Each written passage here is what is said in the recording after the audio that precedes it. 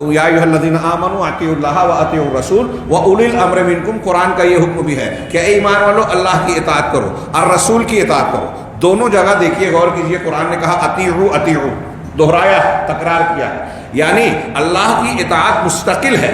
اللہ بذات خود اطاعت کا حقدار ہے، وہ تو معبود برحق رب ہے، اس لیے حقیقی اطاعت کا حقدار وہی ہے۔ اور اللہ کے حکم سے مستقل حیثیت جناب محمد رسول اللہ صلی اللہ علیہ وسلم کی ہے کہ آپ کی بات مانی جائے، لیکن اولو الامر کی بات مستقلاً اطاعت کے لائق نہیں ہے، اسی لیے یہاں اطیعوا نہیں کہا، اطیعوا اللہ و اطیعوا الرسول و اطیعوا اولی الامر نہیں کہا، بلکہ وہ اولی الامر منکم کہہ کے ان دونوں اطاعتوں کے تابع بنایا کہ اللہ اور رسول کی اطاعت اصل میں کی جائے اور اولو الامر کی اطاعت ان کے دائرے میں کی جائے، ان کی ماتحتی میں، متابعت میں کی جائے۔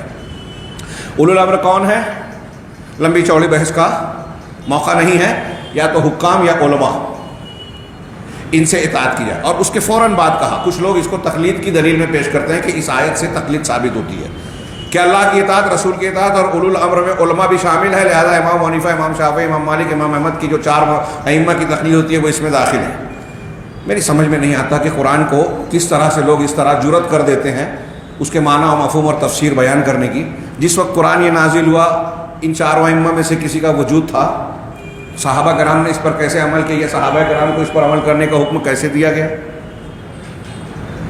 سوچئے تھوڑی دیر کے لیے، یا پھر اس آیت کے ذریعے سے ہم یہ چلو تھوڑی دیر کے لیے مان لیا جائے کہ یہ ائمہ مراد ہے۔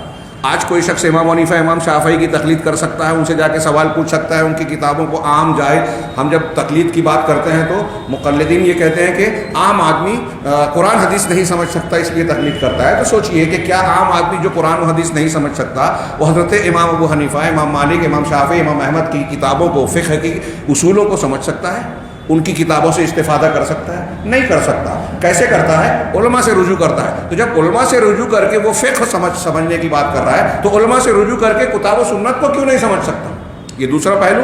تیسرا پہلو یہ کہ جب اللہ کی اطاعت پہلے ہے، رسول کی اطاعت اس کے تابع ہے، پھر ان دونوں کی اطاعت کے تابع اولو الامر کی اطاعت ہے، تو کیا اولو الامر کی اطاعت کا اتنا زیادہ معنی ہم بیان کریں کہ اب ائمہ کی بات ماننے کے لیے اللہ اور رسول کی بات کو رد کر دیں جیسا کہ اہل تقلید کرتے ہیں؟ اس آیت سے اگر آپ استدلال کر رہے ہو تو تیسرے نمبر پر اولو الامر ہے اور وہ بھی متابعت میں، تو تیسرے نمبر والی اطاعت کو اتنا مضبوط مان لیا جائے کہ پہلے اور دوسرے والی کو چھوڑ دیا جائے؟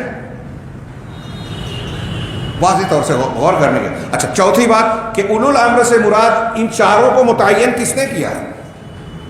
یہی 4 متعین ہیں، یہ کس نے کیا؟ کوئی تعین کی دلیل نہیں ہے، اور ہمارا اعتراض تعین پر ہی ہے۔ علماء کی فقہ سے 4 امام بلکہ ان کے علاوہ جتنے ائمہ سنت ہیں سب سے استفادے کے ہم قائل ہیں، لیکن کسی ایک کو متعین کر کے سب کو رد کر دینا، ایک کی بات کو واجب القبول ماننا کہ اس کی تقلید لازم ہے، باقی کوئی بھی اس کے علاوہ کوئی بھی امام کہے، کوئی بھی صحابی کہے، رسول کی حدیث آ جائے، قرآن آ جائے، ہم نہیں مانیں گے، یہ شبہات کے فتنے کا ایک باب ہے۔ تو اللہ تعالیٰ نے جو کہا اولو الامر کی، اس کے فوراً بعد قرآن کی اسی آیت میں کہا گیا فَإِن تَنَازَعْتُمْ فِي شَيْءٍ فَرُدُّوهُ إِلَى اللَّهِ وَالرَّسُولِ، اگر تمہارا نزاع ہو جائے، تنازع ہو جائے کسی چیز میں، کسی مسئلے میں، تو فردوہ الی اللہ، تو لوٹاؤ اس کو اللہ کی طرف، رسول کی طرف۔ یہاں بھی دیکھیے کوئی آیت کے اس ٹکڑے سے بھی تقلید شخصی جو واجب قرار دی جاتی ہے اس کا رد ہو رہا ہے۔ اللہ کی اطاعت کرو، رسول کی اطاعت کرو اور اولو الامر کی۔ اب اگر اختلاف ہو جائے تو اللہ اور رسول کی طرف لوٹاؤ۔ کیا مطلب ہوا اس کا؟ اللہ کی اطاعت، رسول کی اطاعت۔ اللہ سے اختلاف ہو سکتا ہے؟ کوئی مسلمان اللہ سے اختلاف کرے گا یا کرنے کی گنجائش ہے؟ سوال ہی نہیں۔ رسول سے اختلاف کی گنجائش ہے؟ سوال ہی نہیں۔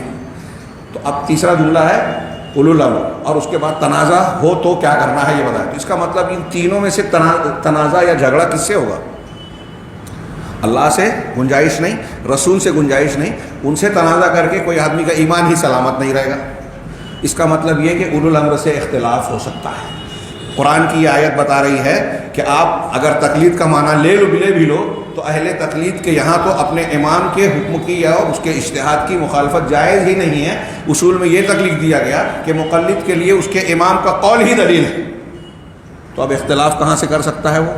مطلب آپ کا بنایا ہوا یہ اصول قرآن کی تعلیم کے خلاف ہے۔ قرآن کہہ رہا ہے کہ اولو الامر سے اختلاف ہو سکتا ہے، اور جب اختلاف ہو تو کیا کرنا ہے؟ لوٹانا ہے۔ کہاں لوٹانا ہے؟ اللہ کی طرف اور رسول کی طرف۔ اللہ کی طرف لوٹانے کا مطلب اللہ کا کلام قرآن، رسول کی طرف لوٹانے کا مطلب اللہ کے رسول صلی اللہ علیہ وسلم کی احادیث صحیحہ ثابتہ۔ اس کا مطلب یہ بھی ہوا کہ ہمارے درمیان جو بھی اختلاف ہو رہا ہے اس کا حل اللہ اور رسول کے پاس یعنی قرآن اور حدیث میں موجود ہے۔ تھوڑی سی بحث پھیل گئی اصل موضوع سے، لیکن یہ بھی متعلق اس کے درمیان آتی ہے، حکمہ کے معنی میں بھی میں کر رہا ہوں، علماء اور ائمہ کے معنی میں بھی۔ تو میں یہ عرض کر رہا تھا کہ اللہ تبارک و تعالیٰ نے جب یہ کہا کہ اختلاف کو لوٹاؤ اللہ اور رسول کی طرف، اس کا مطلب اللہ اور رسول کے یہاں اختلاف کا حل ہے، قرآن و حدیث میں اختلاف کا حل ہے۔ آج ہمارے یہاں بہت سارے لوگ بولتے ہیں کہ اختلافات کا تو کوئی حل ہی نہیں۔